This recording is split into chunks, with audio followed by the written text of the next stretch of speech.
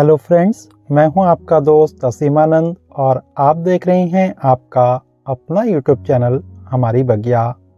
दोस्तों, सर्दियों का सीज़न धीरे धीरे जा रहा है और गर्मियों का जो सीज़न है वो आ रहा है।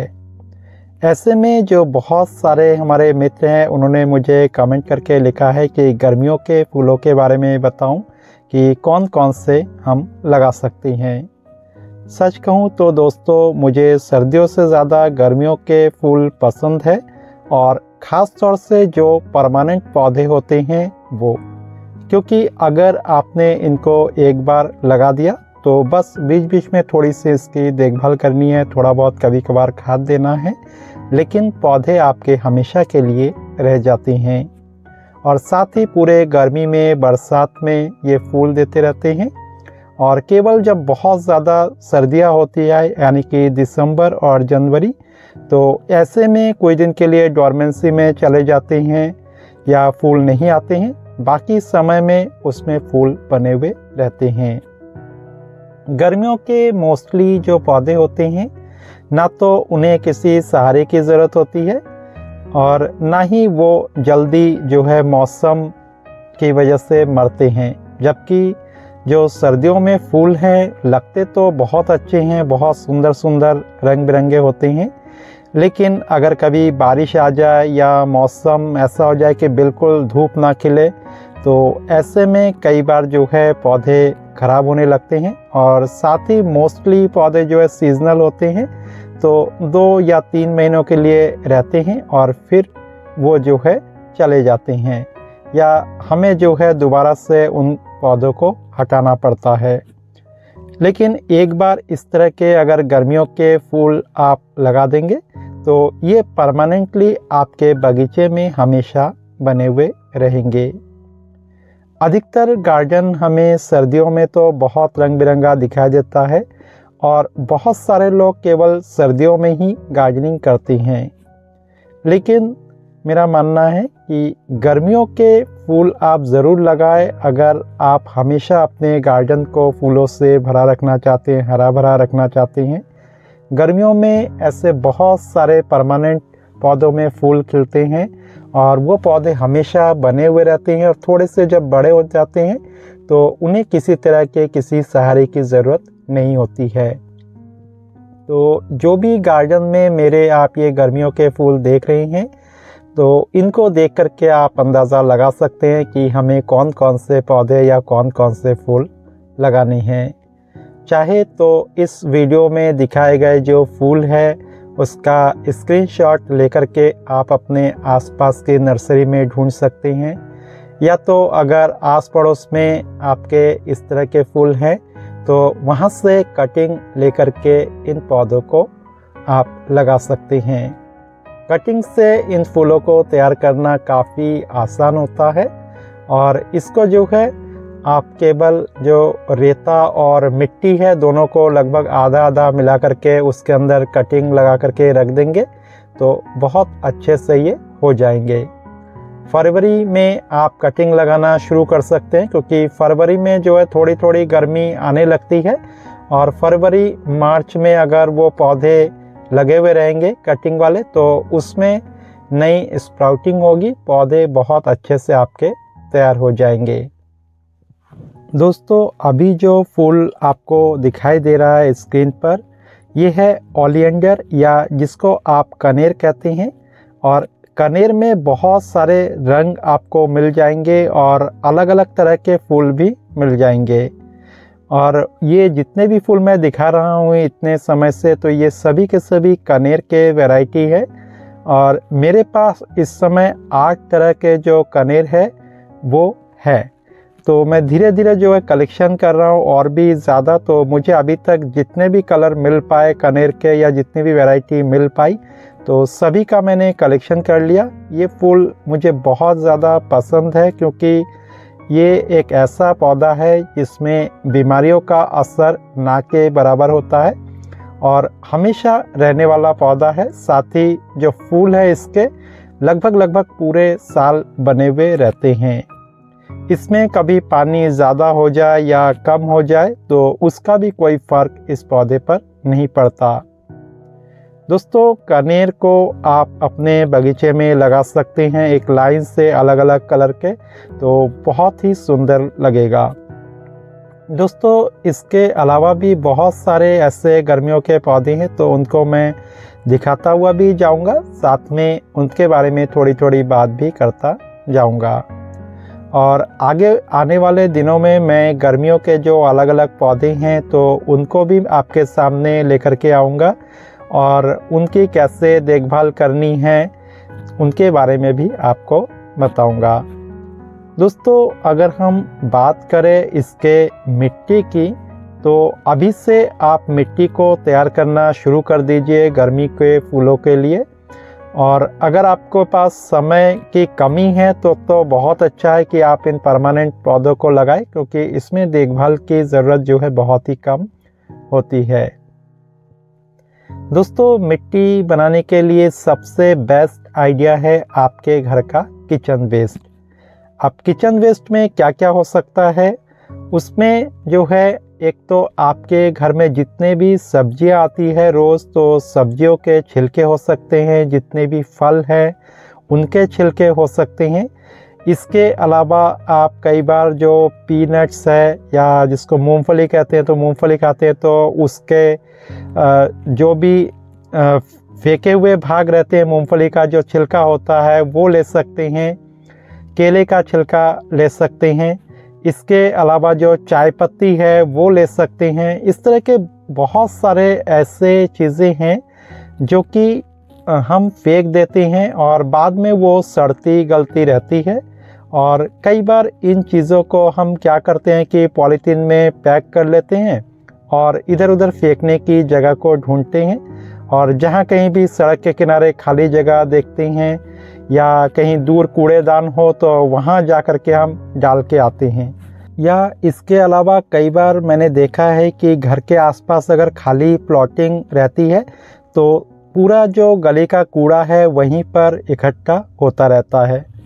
दोस्तों इस तरह से कोई भी काम करने की ज़रूरत नहीं है, हम अपने घर में ही इन सब का निपटारा कर सकते हैं और साथ ही साथ उनसे बहुत ही पौष्टिक सब्जी, बहुत ही अच्छे फूल ले सकते हैं।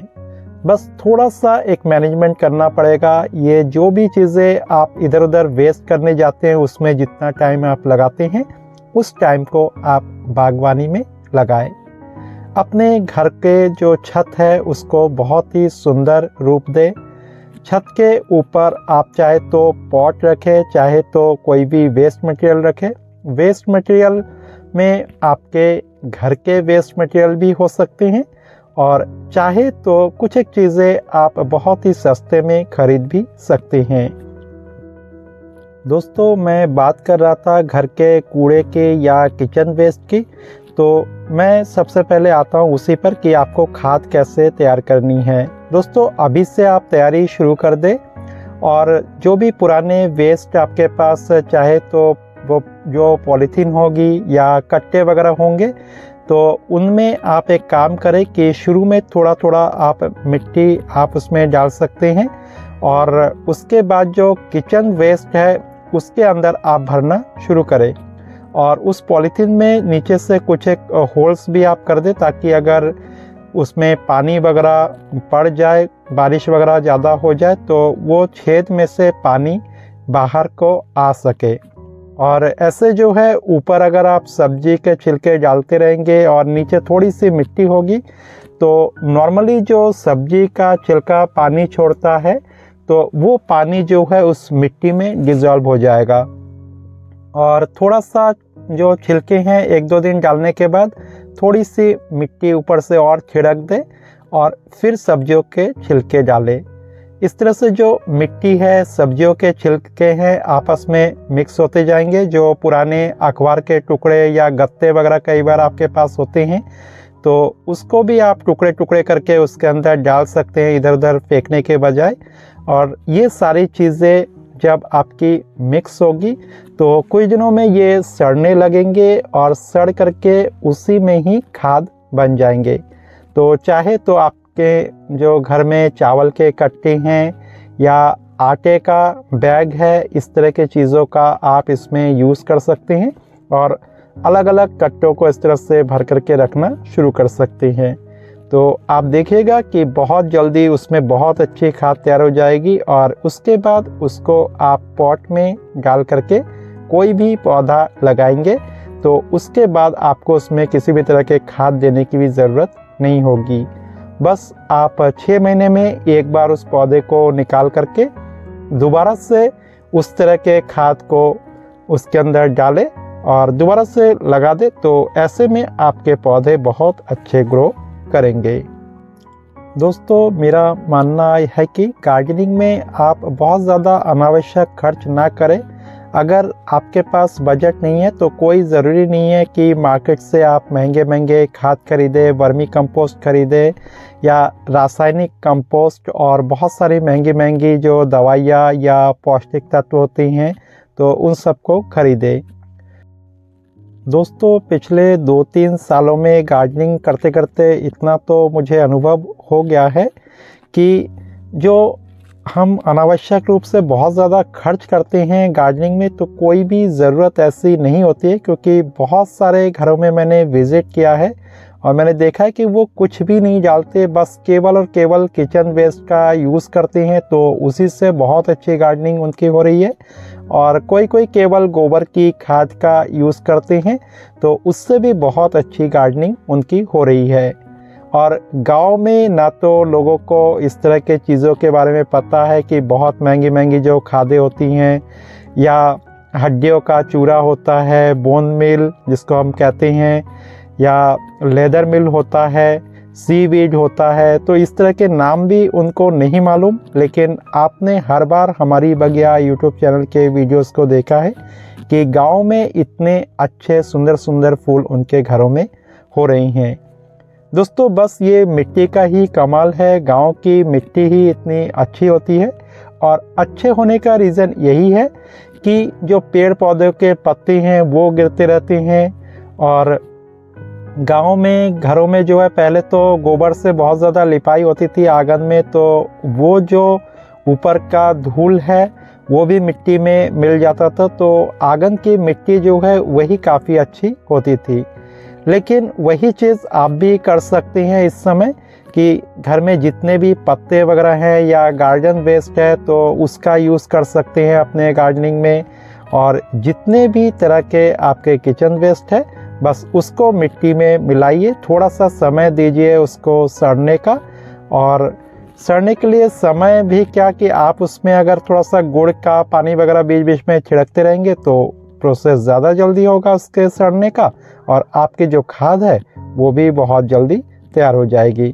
तो इस तरीके से आप गार्डन की मिट्टी को आज से ही बनाना शुरू कर दें, किचन वेस्ट और मिट्टी को आपस में मिला करके, और फिर आगे के लिए प्लान बनाएं कि जल्द ही हमें उनमें अपने पौधों को लगाना है। दोस्तों, कई बार हमारे गली में से जो कबाड़ वाले हैं वो गुज़रते हैं, हमारे घर का कबाड़ लेकर के जाते हैं। कई जगह प्लास्टिक के टब जो है लेके जाते हैं जो हल्के से फटे होते हैं या कहीं छेद होते हैं, कई जगह पुराने कूलर वगैरह बेच दिए जाते हैं। तो ऐसे चीज़ें जो है उसके नीचे का, जैसे कूलर है तो कूलर के नीचे का जो एरिया है उसमें हमारी मिट्टी आ सकती है, तसले वगैरह में मिट्टी आ सकता है। इस तरह से बहुत पुराने बाल्टी वगैरह इस तरह की चीज़ें उनके पास अक्सर होती है। तो अगर आपके पास बजट की कमी है तो आप वो जो फेरी वाले होते हैं या जो कबाड़ इकट्ठा करके ले जाते हैं तो उनसे ये सब चीज़ें बहुत ही कम रेट पर खरीद सकते हैं और अपने घर के छत में इन चीज़ों का यूज़ करके गार्डनिंग कर सकते हैं। और इसके अलावा अगर थोड़े से बजट में आप करना चाहते हैं तो फेरी वाले आते हैं तसले वगैरह ले करके, काले रंग के तसले होते हैं और दूसरे टब भी उनके पास होते हैं जो कि 50 से 100 रुपए के बीच में आपको मिल जाता है। 50 रुपए में नॉर्मल काफ़ी बड़े बड़े टब मिल जाते हैं और 100 रुपए में तो और भी बड़े टब मिल जाते हैं उनके पास, तो वो आप ले सकते हैं और उनमें भी फूलों को लगा सकते हैं। बाकी जो परमानेंट पौधे हैं शुरुआत में आपको लगाने के लिए किसी बड़े टब की ज़रूरत नहीं होती, उसमें तो बस छोटे छोटे टब ही जो है शुरू में ज़रूरत होती है। बाद में जैसे जैसे पौधे बढ़ते जाते हैं तो 6 महीने में या साल भर में एक बार उसको रिपोर्ट करना होता है। और ऐसे में बस पहले से 2 इंच बड़े पॉट को आपको लेना होता है। उम्मीद है दोस्तों आज का जो ये एपिसोड है आपको पसंद आया होगा और अब आप भी अपने घर में गर्मियों के फूल लगाने की तैयारी करेंगे। फिर मिलते हैं एक नए एपिसोड में, तब तक के लिए दीजिए विदा और देखते रहिए हमारी बगिया। नमस्कार।